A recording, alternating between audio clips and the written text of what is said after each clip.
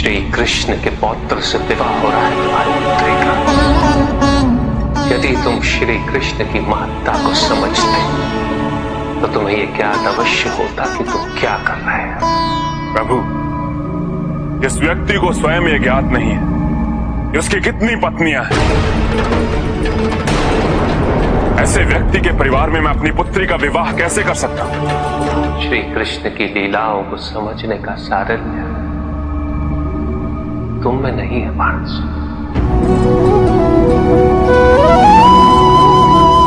उन्हें समझने के लिए समर्पण भाव आवश्यक है। ढूंढना पड़ता है उन्हें, और उन्हें ढूंढने के लिए स्वयं को खोना पड़ता है, अहम खोना पड़ता है। उनके व्यक्तित्व का विस्तार ऐसा ही है मानस कि कल्पना की असीमता भी सीमित प्रतीत होने लगती है। जो व्यक्ति कृष्ण के सत्य को सुनकर समझे कि उससे कृष्ण नाम श्रवण करने का सौभाग्य प्राप्त हुआ,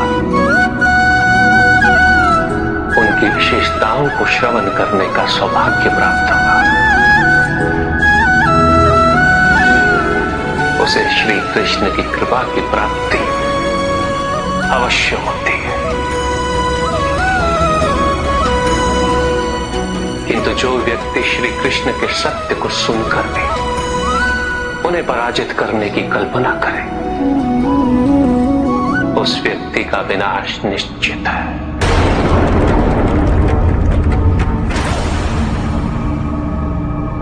तो फिर आप ही बताइए मुझे महादेव, उस कृष्ण का सत्य है क्या? श्री कृष्ण ही सत्य है, संपूर्ण सत्य।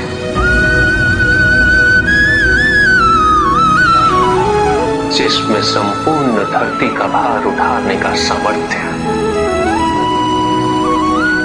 पृथ्वी पर ऐसी कोई भी सेना नहीं है बाणासुर जो श्री कृष्ण का सामना कर सके। ऐसा कोई भी योद्धा नहीं है संसार में जो उनकी इच्छा के विरुद्ध उनके समक्ष या उनके विरुद्ध खड़ा हो सके,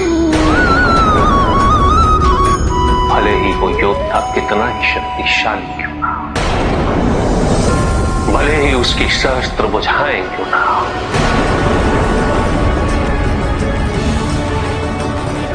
भले ही उसकी भुजाओं में सहस्त्र हाथियों की शक्ति क्यों ना हो।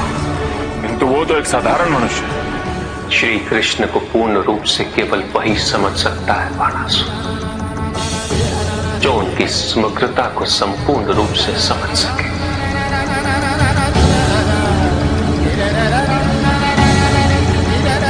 क्योंकि श्री कृष्ण तो संपूर्ण है, किंतु संपूर्ण तो आप भी हैं महादेव। इसीलिए श्री कृष्ण और मैं भिन्न नहीं है।